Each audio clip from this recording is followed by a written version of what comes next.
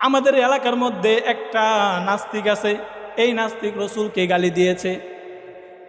আর আমি এই নাস্তিকের বিরোধিতা করার কারণে আমার এলাকার সব মানুষগুলো আজকে আমার বিরোধিতা করতেছে। কারণ তারা জানে না রসুলকে গালি দিলে কি হয়। এটা কত ভারী একটা কথা যে রসুলকে গালি দিয়েছে, অথচ আমার পক্ষে নিয়ে কথা বলার দরকার ছিল, কিন্তু আমার পরিবার, আমার এলাকাবাসী সবাই আজকে এই নাস্তিকের পক্ষ নিয়ে আমার কাছে কথা বলতেছে, আমার বিরোধিতা করতেছে। হে চট্টগ্রামের মানুষ, আজকে তোমাদেরকে বলে যাই, শুনে রাখো, এই লোকটা রাসূল সাল্লাল্লাহু আলাইহি ওয়াসাল্লামকে পাগল বলেছে, নাউজুবিল্লাহ। হে চট্টগ্রামের মানুষ, মনে রাখবা, মানুষ যখন গুনাহ করে, গুনাহ করার কারণে সে ইসলাম থেকে বাইর হয়ে যায় না। মানুষ যদি চুরি করে তাহলে কেউ তাকে বলে না তুমি ঈমান আনো। মানুষ যদি কাউকে চর মারে তাহলে কেউ তাকে বলে না তুমি ঈমান আনো। মানুষ যখন ছোট ছোট গুনাহ করে কাউকে গালি দেয়, কাউকে গালি দেওয়ার পর কেউ তাকে বলে না তুমি ঈমান নিয়ে আসো, কারণ সে গালি দেওয়ার কারণে, মানুষকে কটু কথা বলার কারণে সে ইসলাম থেকে খারেজ হয়ে যায় না। কিন্তু মনে রাখবা, যখন রসুলকে গালি দিবে সাথে সাথে সে ইসলাম থেকে বাইর হয়ে যাবে, সাথে সাথে সে ইসলাম থেকে বাইর হয়ে যাবে। এটা এমন একটা ভারী জিনিস যে রসুলকে গালি দিবে, সে ইসলাম থেকে বাইর হয়ে যায়। সেই মানুষটার পক্ষে নিয়ে যে মানুষগুলো কথা বলে, সেই মানুষদের জন্য খুবই আফসোস লাগে। একবার চিন্তা করে দেখো মিয়া, তুমি এই নাস্তিকের বিরুদ্ধে নিয়ে, নাস্তিকের পক্ষ নিয়ে তুমি আজকে কথা বলতেছো, তোমার কি একদিন ওই পরপরে যেতে হবে না?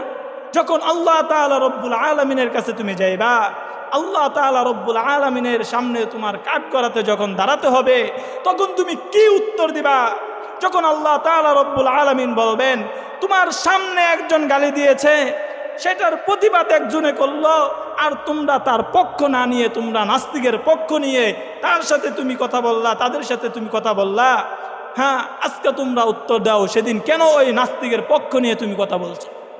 কি উত্তর দিবা? হ্যাঁ ভাই, দেখেন আমাদের এলাকার মানুষ বলতেছে তুমি কেন তাদের কথা নিয়ে তার সাথে তার বিরোধিতা করলা? সে তোমার কাকা হয়, সে তোমার পরিবারের একজন, এই পরিবারের একজনের সাথে তুমি কেন এরকম বেয়াদবি করলা?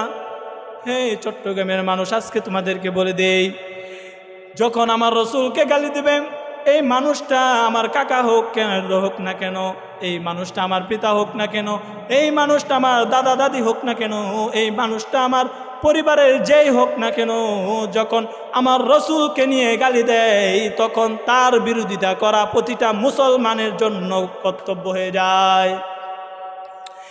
এখন আমি তার বিরোধিতা করলাম কেন? এর জন্য প্রত্যেকে আমার বাড়ি ঘেরাও করে ফেলেছে। কি আজীব একটা জিনিস! আমার পিতা মাতাকে হয়রানি করতেছে। তোমার সন্তান কেন তার কাকার বিরুদ্ধে এই ধরনের কথা বলল? ভাই দেখেন, মক্কার কাফেরেরা হুজুর সাল্লাল্লাহু আলাইহি ওয়াসাল্লামকে কষ্ট দিয়েছিল। শুধু তাই নয়, যখন হুজুর সাল্লাল্লাহু আলাইহি ওয়াসাল্লাম মক্কা থেকে মদিনায় যাইতেছিল, হিজরত করতে শুরু করলাম, তখন এই মক্কার কাফেররা হুজুর সাল্লাল্লাহু আলাইহি ওয়াসাল্লামকে কষ্ট দিয়েছিল। তাদের মধ্যে একজন ছিল এই আবু জাহেল। কে? আবু জাহেল। কে? আবু জাহেল রাসূল সাল্লাল্লাহু আলাইহি ওয়াসাল্লামকে কষ্ট দিয়েছিল। এই কষ্ট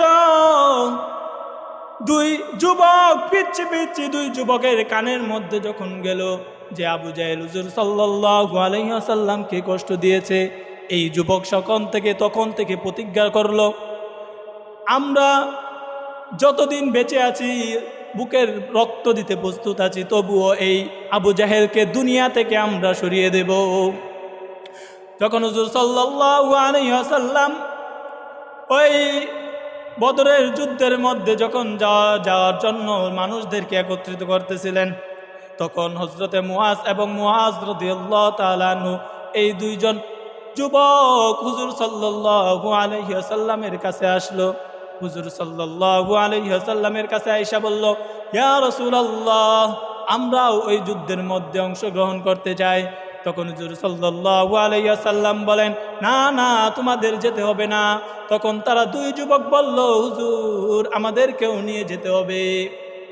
তখন একটা মাপ ছিল, যারা এই মাপ পরিমাণ হবে তাদেরকেই নিয়ে যাওয়া হবে।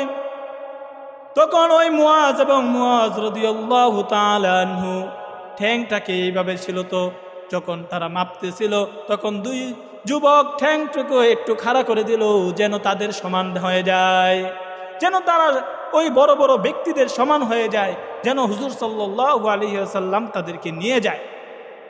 তখন অবশেষে তাদেরকে নিয়ে যাওয়া হলো।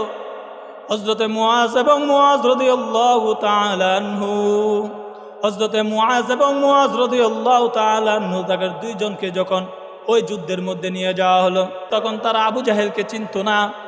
তখন এক চাচাকে তারা জিজ্ঞাসা করলো, হে চাচা, আবু জাহেলকে, তাকে আমাদেরকে চিনিয়ে দেন। তখন আবু জাহেলকে দেখিয়ে দিল, ওই দেখো আবু জাহেল।